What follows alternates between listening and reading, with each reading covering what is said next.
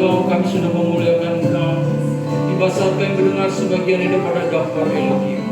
Layakan, kuduskan, supaya kami layak dan berkenan. Baik hamba-Mu yang akan menyampaikannya semua, yang Engkau yang akan mengatakan bahwa adalah baik kalau Engkau memperkatakan apa yang dikatakan oleh Elohim kita, yaitu di dalam nama Yeshua Masiah. Oleh sebab itu ajarkan kami untuk duduk diam dan kami belajar untuk mengerti apa yang menjadi kehendak-Mu atas kehidupan kami. Sucikan, kuduskan hamba, jangan sedikit pun hamba mencuri kemuliaan Bapa Yahweh. Kami percaya di dalam nama Yeshua, kami siap dengar kebenaran daftar Elohim. Haleluya. Amin. Puji Bapak. Silakan duduk. Shalom. Puji Bapak Yahweh ya. Hari ini kembali kita datang beribadah memuji memuliakan nama Yeshua Masiah. Nanti sebentar, masih belum dikirim. Haleluya.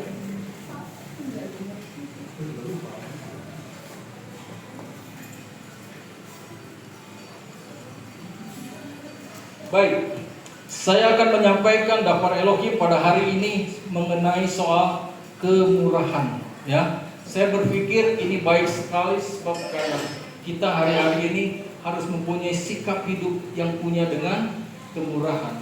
Karena hari-hari ini kita tahu bahwa ada banyak masalah persoalan yang kita hadapi, terlebih buat kehilat-kehilatnya Bapak Yahweh yang semakin hari terus terang aja. Kenyataannya bukan dari luar, tetapi dari dalam sendiri yang mengikawatkan sesuatu yang kadang-kadang kita juga jadi sedih melihatnya. Bukan satu kesatuan yang kita hadapi, tetapi ada banyak hal-hal yang membuat seakan-akan kita menjadi terbelah-belah. Haleluya, puji Bapa Yahweh. Kemurahan Elohim. Temanya adalah kemurahan Elohim. Ayat utama di Matius 5 ayat 7. Ini senang banget saya dengar ini ya. Berbahagialah orang yang penuh kemurahan, karena mereka akan diberi kemurahan. Jadi orang yang penuh dengan kemurahan akan dikatakan apa? Karena mereka akan diberi kemurahan. Jadi intinya kita harus punya dulu kemurahan supaya kita diberi lebih atas kemurahan itu kembali. Ya, kita lihat apakah itu kemurahan Elohim. Selanjutnya kemurahan dalam bahasa Ibrani adalah chesed. Amin. Benar nggak? Benar Pak? Betul. Haleluya. Saya kan lagi belajar juga. Amin. Jadi kalau salah boleh di ralat ya. Jadi kemurahan dalam bahasa Ibrani adalah hesed. Hesed sering diartikan juga sebagai apa? Kasih setia, kebaikan, belas kasihan atau kemurahan. Ini menggambarkan cinta yang penuh kebaikan, kesetiaan, dan kasih sayang yang tidak hanya bersifat emosional, tapi juga aktif, nyata dalam tindakan. Bukan hanya ucapan atau tindakan emosional dia mengatakan bahwa aku mengasihi kau, tetapi harus dilanjutkan dengan aplikasi di dalam setiap kehidupan kita sehari-hari. Yes? Kalau Anda bilang aku mengasihi kau, kasihilah dalam bentuk sesuatu yang bisa dinyatakan dan orang bisa merasakan. Itu namanya kemurahan yang punya sesuatu dampak, saudara-saudara. Bukan hanya sekedar saja ucapan. Ya, terus contohnya Elohim digambarkan sebagai penuh hesed atau kemurahan. Artinya dia menunjukkan kasih dan kemurahan yang setia kepada umatnya meskipun mereka sering berdosa. Haleluya, luar biasa. Kadang-kadang kita bisa mempunyai kemurahan atau mengasihi ketika orang itu baik kepada kita. Tetapi luar biasa daripada Yeshua Masiah itu luar biasa. Walaupun kita sudah melakukan dosa, bahkan mungkin hari-hari ini kami tetap melakukan dosa, tetapi Yeshua tetap memberikan kesempatan dan mengasihi saya dan saudara. Ya. Beberapa hari lalu Yosua japrik sama saya. Benar Yos? Ya. Jadi dia dengar khotbah kemarin soal apa? Soal kasih. Apa? Ya, ternyata Yosua bilang, "Oh, setelah saya dengar khotbah saya orangnya nggak bisa mengampuni loh." Betul ya, Yos? Tapi rupanya kalau saya tidak bisa mengampuni apa Yos? Bukan anak Bapak Yahweh kalau dia bilang begitu. Ya puji Bapak Yahweh. Artinya apa yang saya sampaikan itu menyerap. Yang dia mempunyai satu tindakan untuk diaplikasikan saat ini bisa mengampuni. Wow, puji Bapak Yahweh. luar biasa. Orang mengampuni itu gak gampang. Tapi kalau kita diberi kesempatan bisa mengampuni, artinya kita keluar sebagai pemenang. Amin. Haleluya. Ya. Terus Sam. Nah ini. Dikatakan di sini. Nah ini. Saya ini. Kemarin kita ngobrol-ngobrol ya. Saya, Pak Bayu, Golea, sama saya bilang suhu. Suhu. Saya dapat sesuatu yang luar biasa. Ternyata Bapak Yakub memberikan gambaran yang luar biasa. Kenapa soal kemurahan ini kok larinya ke silsilah daripada Nuh? Silsilah Nuh menurut kitab suci yang dicatat di Kejadian pasal 5, nanti baca di rumah, dikatakan Nuh itu adalah anak siapa? Ayo belajar. Nuh anak Lamek.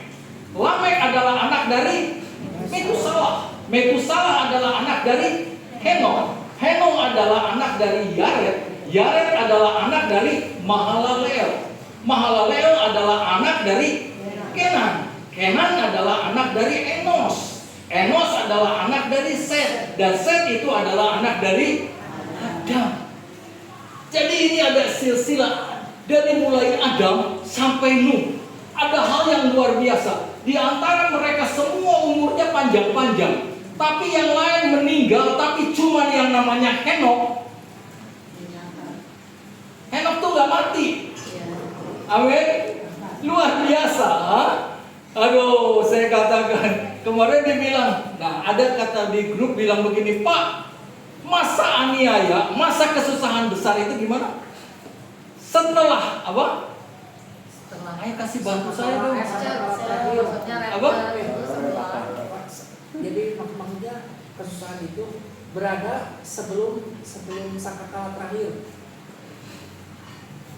Masa kesusahan anti Hamasya maksudnya? Ya, sebelum atau rapture-nya dulu. Ini ayo karena kan ini yang saya tahu. Ya, ini ada orang itu sebenarnya rapture itu dilepaskan dari cawan murka. Jadi setelah sangkakala terakhir itu urutannya langsung sangkakala cawan murka ditumpahkan ke bumi.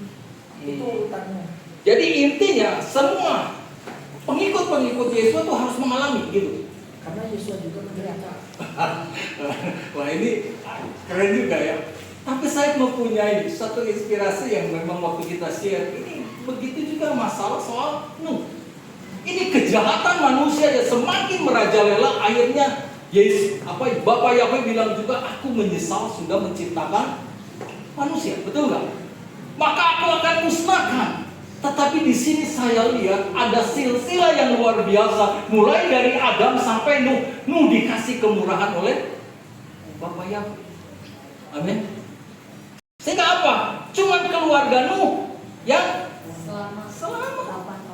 Nah itu. Nah saya berarti gini, waktu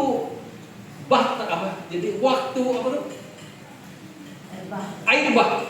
Itu saya punya gambaran bahwa air bah itu adalah gambaran daripada masa kesusahan. Amin kan? Iya. Bisa ngerti? Bisa. Oke? Jadi karena jahatnya manusia sehingga dia nggak bisa lagi untuk diatur demikian, akhirnya diberikanlah satu hukuman di mana akan diberikan atau air bah ini. Tapi Bapak Yahweh memberikan kemurahan. Nah kalau misalnya Anda mau nggak masuk masa anti Hamasya? Nggak? Kalau jawaban saya dia sebenarnya saya juga nggak mau.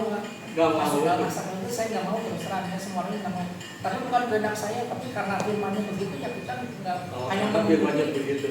Apa yang firman tuliskan seperti itu. Nah, siap. Ya, Oke, saya bisa saya ngerti. nggak mau.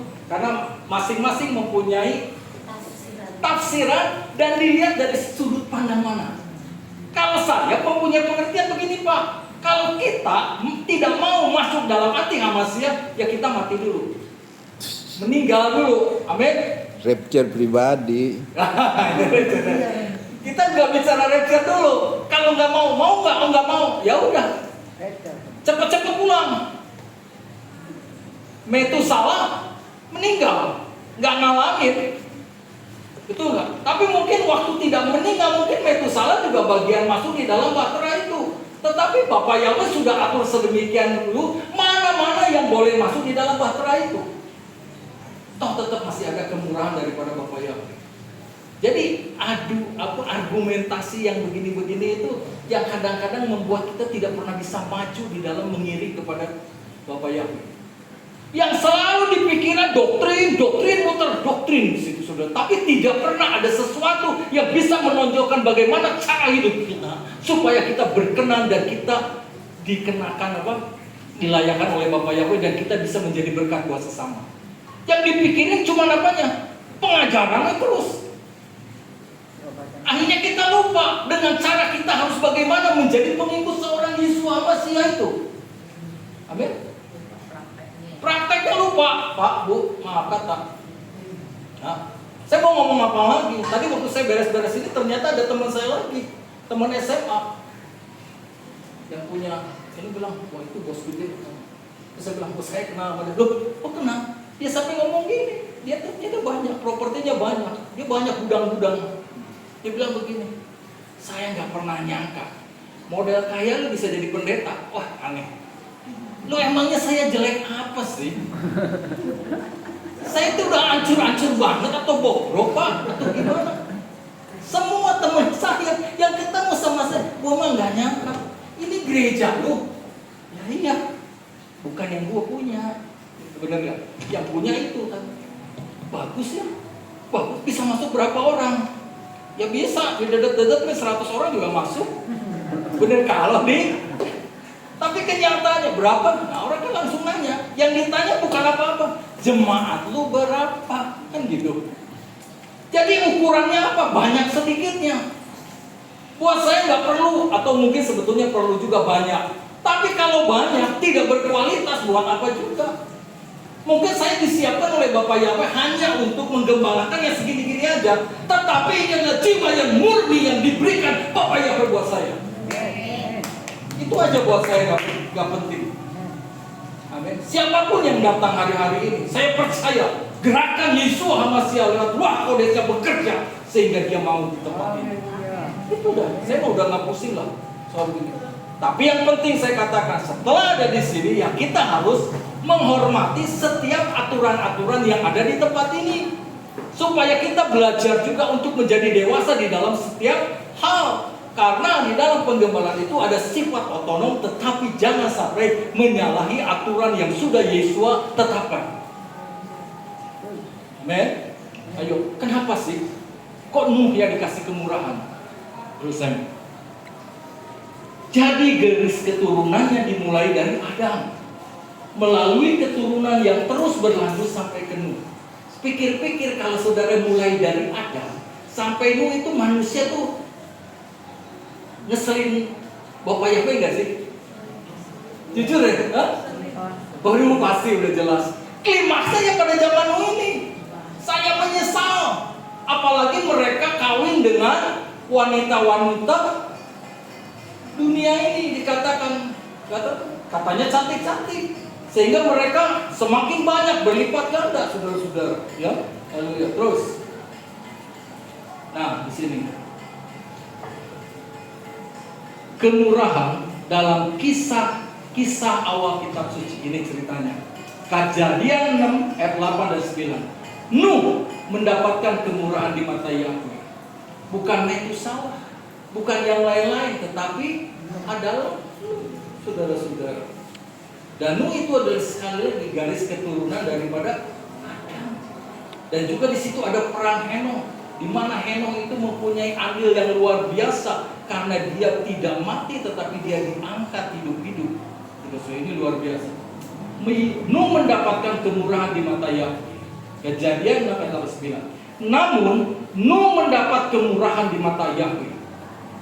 Nuh mendapat kemurahan di mata Yahweh. Sudut pandangnya bukan manusia, tetapi matanya, halo, manusia kan memandang secara pribadi kemanusiaannya, tetapi Yahweh melihat dengan matanya Yahweh. Amin. Orang bisa bilang lu nggak bisa jadi hamba Tuhan, lu nggak mungkin. Tetapi kalau Yahweh bilang melalui kacamatanya Yahweh, saudara pasti bisa. Ya. Namun mau mendapat kemurahan di mata Yahweh, inilah silsilah Nuh. Nuh adalah, nih ada syaratnya, adalah seorang pria yang benar. Kalau dibilangin pria yang benar, ternyata ada pria-pria yang tidak, halo, yang nggak benar. Amin. Baik, kita harus jadi pria yang benar. Iya dong. Iya kan salah satu yang kenapa bisa dikasih kemurahan oleh Bapak Yahweh. Nuh adalah seorang pria yang benar. Ia tidak bersela di antara orang-orang sezamannya. Jadi waktu zamannya saat itu mungkin sangat langka orang-orang benar. Amin. Tapi Nuh dalam pandangan Bapak Yahweh, dia adalah orang yang benar, bukan manusia loh yang nilai, tetapi Bapak Yahweh. Nuh hidup bergaul dengan Elohim. Ini masalahnya. Kita sudah bergaul belum sama Elohim? Haleluya. Hah? Bergaul? Yang namanya bergaul tuh gimana? Dekat sama dia, berdoa pada dia. Ya, bergaul lah. Ya, haleluya. Terus dalam dunia yang jahat, Elohim menunjukkan kemurahan kepada sekitarnya jahat. Kemurahan ini tidak diberikan karena Nuh sempurna. Enggak. Nuh itu enggak sempurna. Amin. Tapi kemurahan dikasih karena ada syarat-syarat tadi. Dia orang benar, dia bergaul dan tidak seperti orang-orang pria pada zamannya. Luar biasa. Ayo, mulai saat ini kita juga jangan bilang kita tidak layak. Melayakkan adalah Bapak Yahweh sendiri. Kemurahan ini tidak diberikan karena sempurna, tetapi karena apa? Ia bergaul dengan Yahweh, hubungan yang intim dengan Yahweh menghasilkan kehidupan yang berkenan. Saya percaya orang-orang yang bergaul dengan Bapak Yahweh, dia akan menjadi orang yang baik. Dia tidak mungkin menjadi seorang penipu, dia tidak mungkin seorang pengkhianat, dia tidak mungkin menjadi seseorang yang tidak bisa untuk menghargai pendapat seseorang. Amin. Namanya orang yang bergaul. Jadi sifat-sifat Yeshua HaMashiach atau sifat Bapak Yahweh itu ada di dalam apa yang dia lakukan karena sistem pergaulan itu. Ada firman yang mengatakan pergaulan yang buruk merusak hal yang baik. Jadi mulai sekarang mari kita bergaul dengan hal-hal yang baik. Komunitas kita orang-orang yang baik, yang benar. Amin. Haleluya. Ayo. Nggak apa-apa Pak. Justru di orang yang nggak benar ini banyak cuannya Pak. Wah, kan kadang-kadang orang itu udah jual kesulungan yang kalau begitu. Katakan Pak. Kemurahan Elohim menyelamatkanmu dan keluarganya dari kehancuran dan menyelamatkan dari murka air Pak. Nah ini bicara soal ini. Akhir zaman juga murka. Tadi kata murka apa Pak? Cawan murka. Ini bilang bisa soal kemurkaan, kemarahan daripada Bapak Yahweh. Tapi Nuh dikasih kebaikan dan kemurahan oleh Bapak Yahweh. Saya percaya masih ada orang-orang pilihan Bapak Yahweh pada akhir zaman ini akan diberikan kemurahan oleh Bapak Yahweh. Kita tenang aja deh. Orang bilang Pak, ini perang Israel dan Iran gimana Pak? Itu ada cerita di YouTube katanya, waduh kalau bom kalau nuklir diledakin itu, waduh. Ya sudah, akhirnya kalau memang itu harus terjadi dan memang itu harus terjadi, ya udah kita katakan haleluya. Udah ya. Kejadian 5, 24, 28, 29. Henok, Lamek dan ini luar biasa nih peranan ini. Dan Henok hidup bergaul dengan Elohim, kemudian dia tidak ada lagi karena Elohim telah diangkat. Henok luar biasa karena bergaulnya itu loh. Dan Lamek hidup 182 tahun dan dia memperankan seorang anak laki-laki. Dan dia memanggil namanya adalah Nuh. Amin. Anaknya Lamek itu Nuh sambil mengatakan, nah ini yang harus kita sampaikan supaya kita menjadi berkat buat anak-anak kita. Bilang begini, anak ini akan menghibur kita mengenai pekerjaan kita dan jerih payah tangan kita karena tanah yang telah Yahweh tutup. Berkatilah anak kita satu persatu. Amin. Dores, engkau diberkati Bapak. Amin. Clinton semua, Daniela semua. Seorang ayah itu harus memberkati anak-anaknya. Dibilang, kamu adalah anak yang dikasih Bapak Yahweh, kamu akan menjadi besar dan kamu akan menjadi seorang yang dikasih Bapak Yahweh. Itu perkatakan itu. Dikatakan begini, anak ini akan menghibur kita. Jadi Nuh ini yang menjadi pewaris sesuatu pekerjaan yang sudah dikerjakan oleh Lamek dan Henokh, dan klimaksnya ini Nuh lah yang akan dikasih kemurahan oleh Bapak Yahweh. Katakan, mengenai pekerjaan kita dan dari jerih payah tangan kita, karena tanah yang telah Yahweh kutuk. Tanah itu udah dikutuk karena udah kejahatan manusia begitu. Tetapi dikatakan, apa yang aku didik kepada Nuh itu berbuah akhirnya.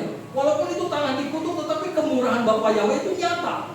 Karena ada figur Nuh yang memang sudah dilatih sedemikian rupa, karena dia bisa dilatih karena apa? Supaya bisa bergaul dengan Elohim. Pasti ada didikan dari orang tua. Betul nggak? Nggak mungkin dia harus tapi pasti selalu dikatakan, ayo nak ibadah, ayo nak baca daftar Elohim. Lo anak-anak kita nggak pernah disuruh begitu ya repot. Sok rek main kan itu, nggak usah baca, ya nggak bisa.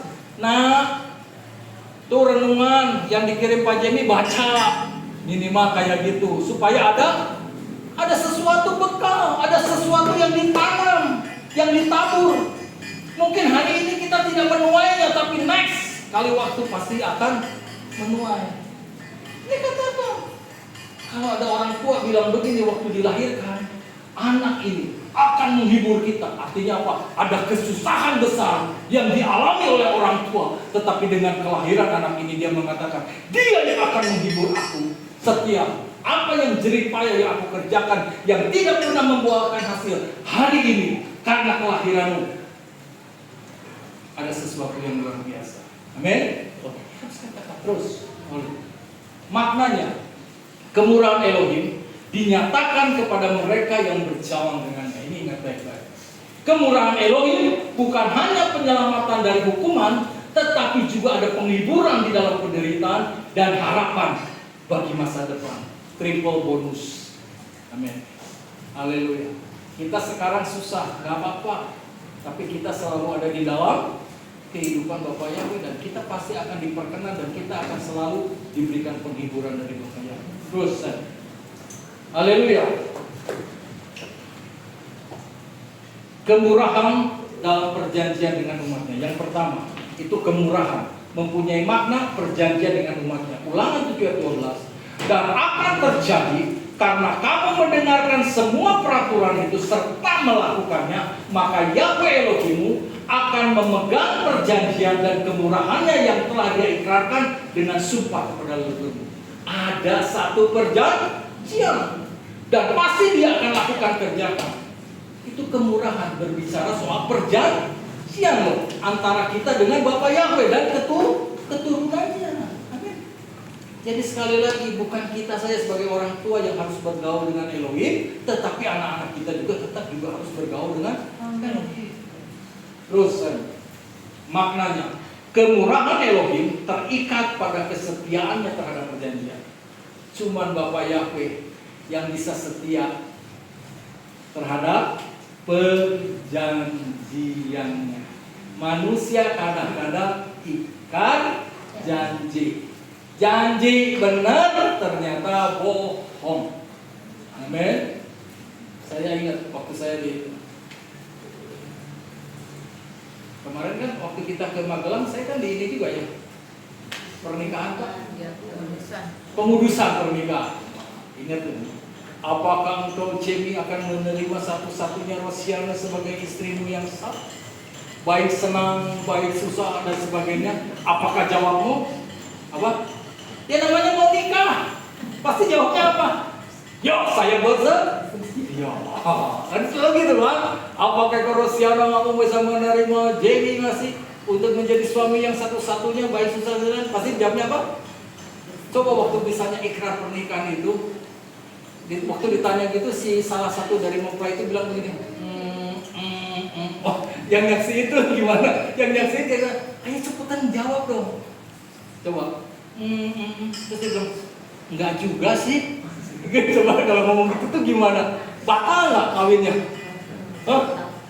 Tapi jarang kan, pasti selalu bilang apa? Ya, saya bersedia dengan gagahnya. Tetapi waktu masa aniaya besar datang, mana janjimu? Janji bohong. Ia tidak berubah. Oh, manusia bisa berubah. Amin. Jika kita setia kepadanya, kemurahannya akan nyata dalam pemeliharaan, perlindungan, dan berkatnya. Ini jelas, Bapak Yahweh itu selalu begitu. Haleluya. Amin. Saya kan bilang, waduh nih, ini anak-anak sekolah pada libur sini nih. Jadi kita sekarang ini nggak bisa nitip roti di sekolah-sekolah. Nah, istri saya cuma enteng aja bilang, Bapak Yahweh yang pelihara kita. Amin. Kalau kita berkaul karib dengan Bapak Yahweh tahu persis apa yang menjadi masalah sahabatnya, gitu loh. Haleluya. Cek. Halo Pak Jimmy, selamat malam. Hari Jumat, hari Kamis ya? Hari Kamis.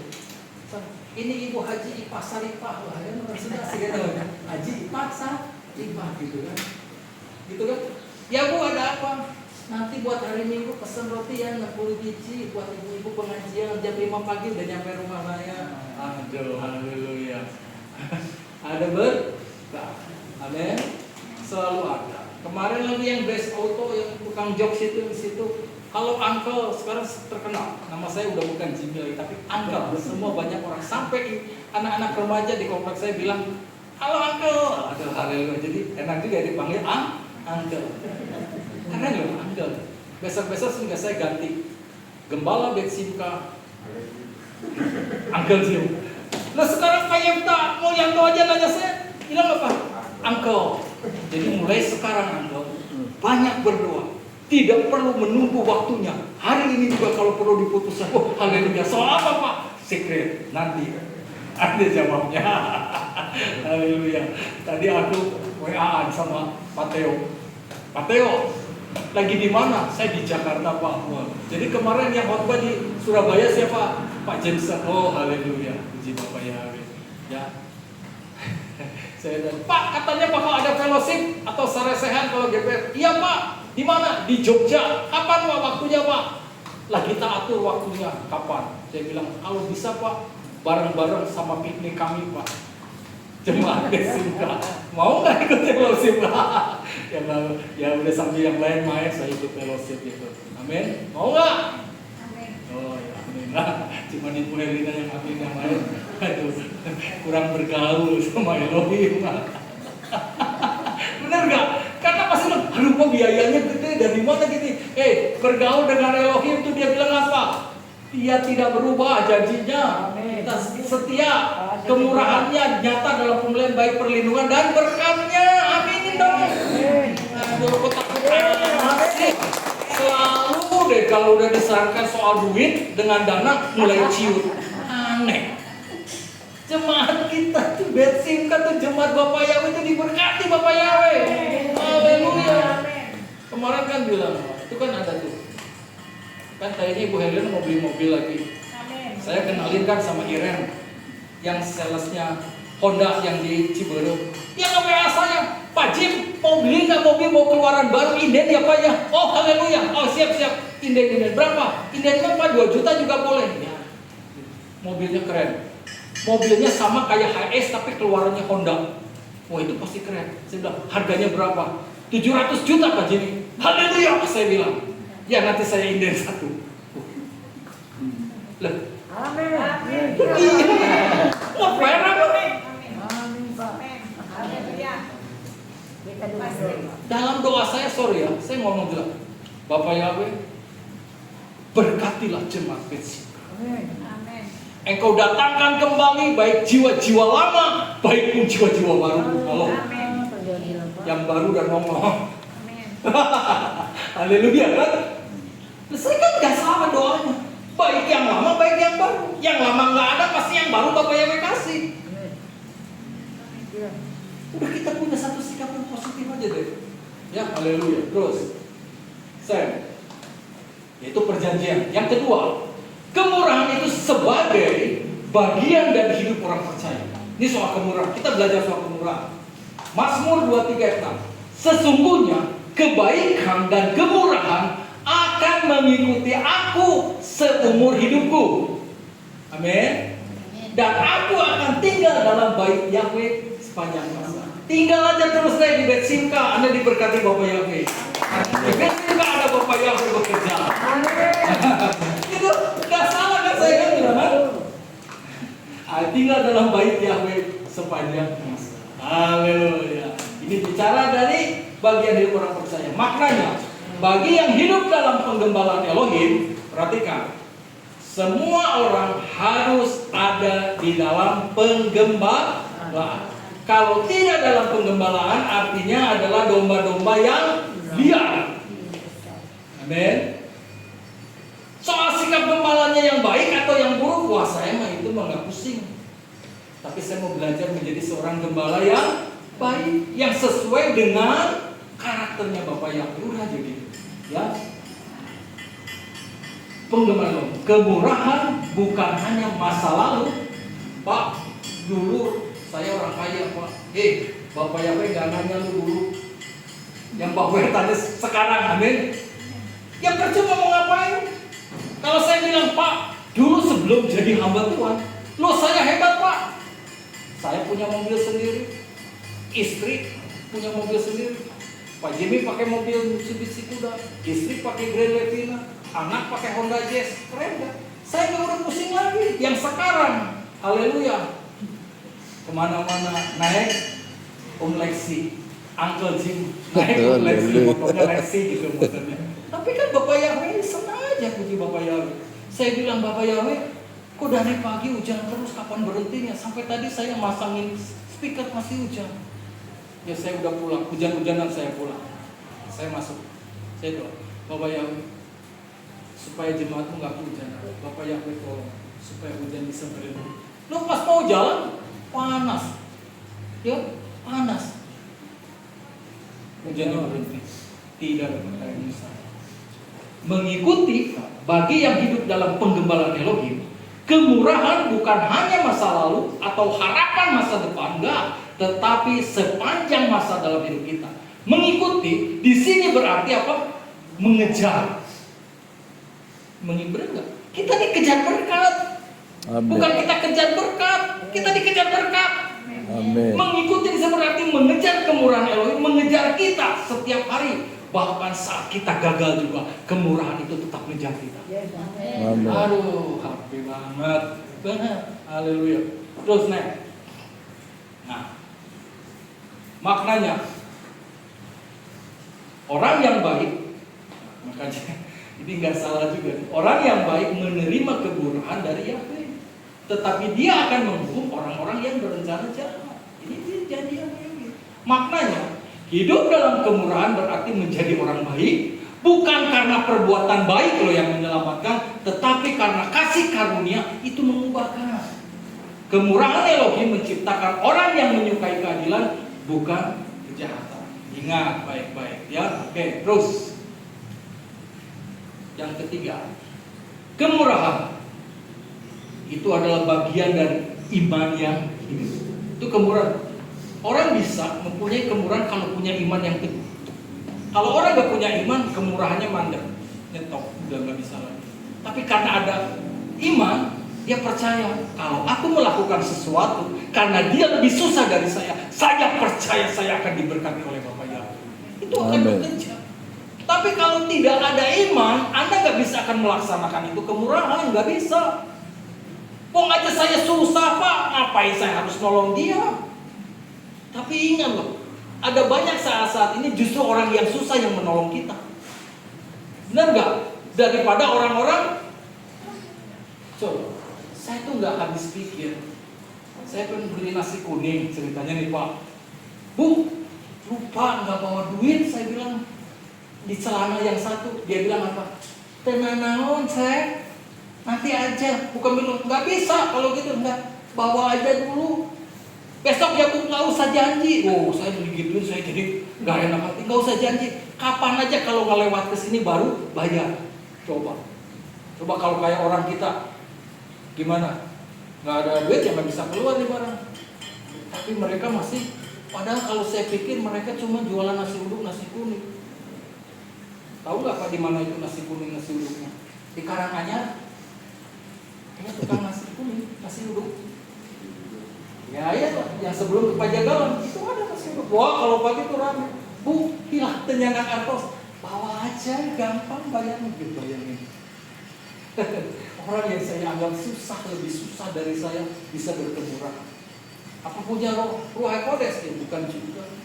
Tapi apalagi kita yang penuh dengan roh kodes, kita harus bisa lebih berkemurahan. Haleluya. Celakalah, nah ini penting nih. Celakalah bagimu. Nah ini nih. Hei para ahli kitab, perhatikan. Dan orang-orang Farisi, hei orang-orang munafik, karena kamu memberi perpuluhan selasih dan adas manis dan cinta, namun kamu apa? Mengabaikan yang lebih berat dari Torah. Ada yang lebih berat dari Torah. Itu apa? Coba perhatikan baik-baik. Torah berat ya untuk lakukan. Ya, susah kan? Tapi ada yang lebih berat dari Torah. Itu apa? Ini yang penting. Buat jemaat akhir zaman saya katakan harus ini. Ini yang bikin repot. Torah kita kejar terus. Kalau tidak melakukan ini kita salah dan salah terus disalah-salahin. Tetapi udah gak dapat keadilan dan kemurahan dan iman ini. Halo? Saya katakan ini penting. Kita udah adil belum? Kita bisa menilai seseorang dengan keadilan belum? Ini penting. Dan kedua, punya kemurahan enggak? Ada belas kasih kemurahan benar-benar. Selalu yang kita katakan, Pak, Bapak salah. Doktrinnya begini Pak. Lo kalau ribut doktrin. Sampai kapan aplikasi dalam kehidupan kita sehari-hari Pak, Bu? Amin. Lakukanlah keadilanmu. Orang yang adil itu artinya apa? Orang yang bisa mengayomi semua orang yang kita hadapi dengan rasa yang luar biasa. Adil. Nggak kayak dikasih. Amin. Bagi roti rata. Adil, itu loh. Nah sekarang kayak katakan ada kemurahan tak? Kita bicara Torah, kita bicara hukum, tapi kita gak punya kemurahan. Aduh sayang banget. Sekali salah tetap salah, tidak ada ampun buat kamu. Ada nggak yang bilang begitu? Ada. Kasihan kan? Kemurahan loh. Ini nih. Aduh orang-orang zaman itu jahat banget, tapi Bapak Yahweh masih kasih kemurahan ya buat saudara. Kita jangan menempatkan diri, apalagi kita menjadi seorang pemimpin atau menjadi seorang gembala otoriter. Udah merasakan, lu yang gak bener. Gak bisa. Saya yang paling benar karena saya dipilih menjadi anggota sinodean. Haleluya. Kita harus koreksi diri kita sendiri, benar atau enggak kita. Makanya kita bilang, dan kamu mengabaikan yang lebih berat, katakan. Berarti Torahnya ditekan. Kamu mengabaikan yang lebih berat dari Torah, itu keadilan, kemurahan, dan iman. Terus seharusnya lah melakukan yang ini, tetapi tidak mengabaikannya. Torah kita tidak abaikan. Kita kerjakan, kita lakukan sesuai dengan kemampuan kita. Tetapi yang penting juga soal keadilan, kemurahan, dan iman ini juga harus kita kerjakan, Pak. Amin. Ini, ya. Kadang-kadang orang sekarang udah terbuat, waduh, repot loh. Nah, saya gimana ini? Besok-besok ada lagi.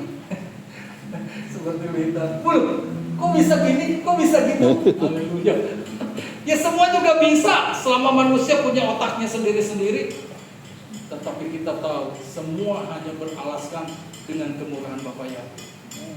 Kalau kemurahan Bapa Yahweh tetap harus ada, haleluya. Ya ada, biar di gimana dong itu tetap ada. Tapi kalau Bapa Yahweh yang tidak berkemurahan, walaupun kita pertahankan dengan dana besar juga, habis ya habis. Ngertilah maksud saya kesana artinya. Jadi saya bilang, kita menggembalakan sesuai dengan kemampuan kita aja deh.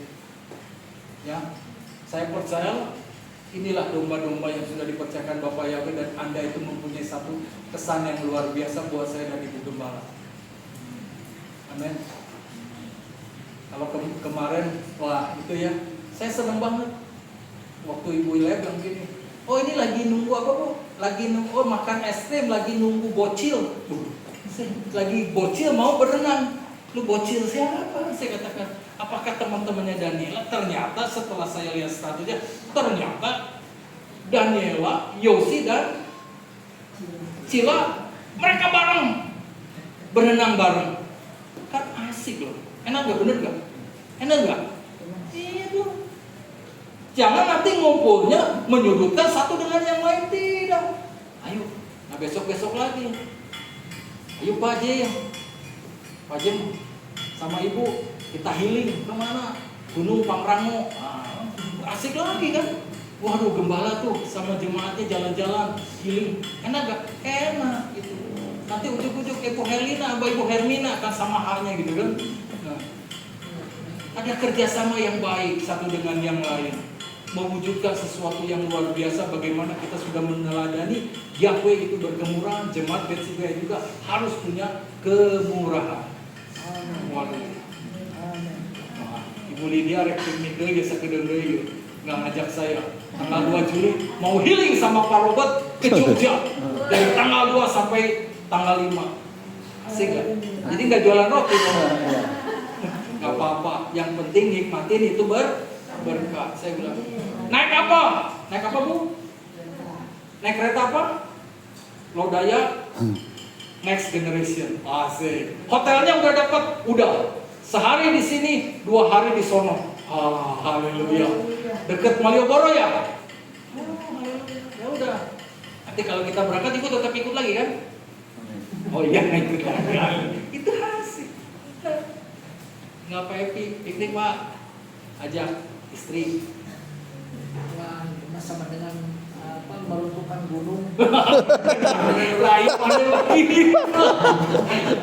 Doain pasti bisa. Kalau healing, jangan ribut soal agama dulu, soal kepercayaan. Healing kita ajak dulu healing. Masa nggak mau sih diajak? Atau enggak ayam lagi buka Pak di PPC, ajak ke sana, pasti baik. Wanita itu kalau diajak apa shopping itu enggak ada, itu cerita lama. Oke, maknanya Tuhan Yesus mengkritik orang Farisi karena mereka religius, amin, secara lahiriah, tapi mengabaikan kemurahan. Intinya saya mau ngajarin saudara soal kemurahan hari-hari ini, amin.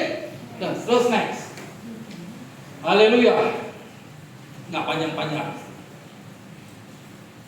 Tuhan Yesus mengkritik orang Farisi karena mereka religius secara lahiriah tapi mengabaikan kemurahan. Kemurahan adalah tanda utama dari iman yang hidup, bukan ritual yang mati. Tapi nanti ini materi ini saya akan kirim sama Anda semua, ya. Gak apa-apa kalau Anda mau nanti seperti misalnya Pak Bayu kan suka dipakai melayani tempat lain dengan improvisasi atau apa namanya, ya silakan aja supaya banyak mendapatkan berkat-berkat. Tapi kalaupun salah juga tolong saya juga koreksi. Saya selalu terbuka. Ya, haleluya. Nah, respon orang percaya terhadap kemurahan Elohim. Kemurahan itu juga bicara soal respon. Oleh karena itu saudara-saudara, melalui kemurahan Elohim, aku menasehati kamu agar mempersembahkan tubuhmu sebagai persembahan yang hidup, kudus, berkenan kepada Elohim. Itulah ibadahmu yang bijak. Ini respon orang percaya. Kalau Anda punya kemurahan, ada respon yang positif. Dikatakan di sini, mempersembahkan tubuhmu sebagai persembahan yang hidup. Persembahan yang hidup artinya kehidupan kita serahkan kepada Bapa Yahweh. Tentunya persembahan yang hidup itu adalah tubuh kita juga harus baik dan kudus dan berkenan, baru diterima oleh Bapa Yahweh. Kalau kehidupan kita jeblok, gak bisa apa-apa dan selalu menyakiti hati Bapa Yahweh, apa yang mau dipersembahkan? Hal yang buruk. Persembahkanlah hal-hal yang baik, yang kudus, yang positif. Amin. Aku menasihati agar mempersembahkan tubuhmu sebagai persembahan yang hidup, kudus, berkenan kepada Elohim. Itulah ibadahmu yang bijak. Haleluya. Maknanya, respon terhadap kemurahan bukan ucapan syukur saja, tetapi penyerahan total diri. Hidup dalam kemurahan berarti hidup sebagai kurban hidup. Bisa melayani, bisa mengasihi, bisa mengampuni dan menyembah Elohim. Haleluya. Mau ngomong apa lagi saya dalam ini? Saya percaya orang yang bergaul dengan Elohim pasti hidupnya penuh dengan kemurahan. Haleluya. Ya. Haleluya. Dan untuk hari-hari ini saya senang karena kemurahan daripada Elohim. Haleluya. Terus kemurahan itu adalah buah roh. Akan tetapi buah roh adalah apa? Kasih, sukacita, damai sejahtera, kesabaran, kemurahan, kebaikan, dan iman. Katanya sebagai anak-anak Bapa Yahweh harus berbuah-buah. Amin. Dan buahnya itu bisa dinikmati oleh semua lapisan. Salah satu daripada buah roh adalah kemurahan. Anda bilang Anda punya kasih tapi Anda tidak punya sukacita, maka yang lainnya akan gugur. Amin. Kalau Anda punya kasih, Anda harus punya sukacita. Anda punya kasih, Anda punya sukacita, tetapi Anda nggak punya damai sejahtera, itu bohong besar. Ya.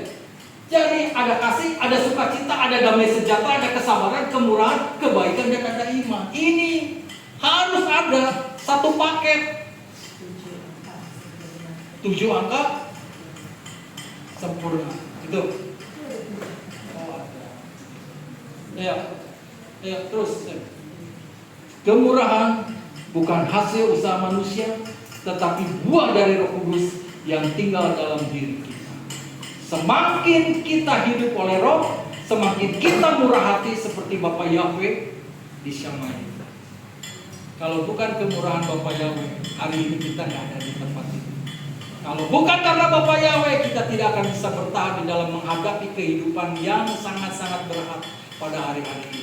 Tetapi kalau hari ini kita bisa tetap ada untuk bersekutu di dalam Yeshua Mashiach, artinya kemurahan Bapa Yahweh selalu berlaku atas kehidupan orang-orang yang berharap dan mengandalkan Bapa Yahweh. Haleluya. Terus,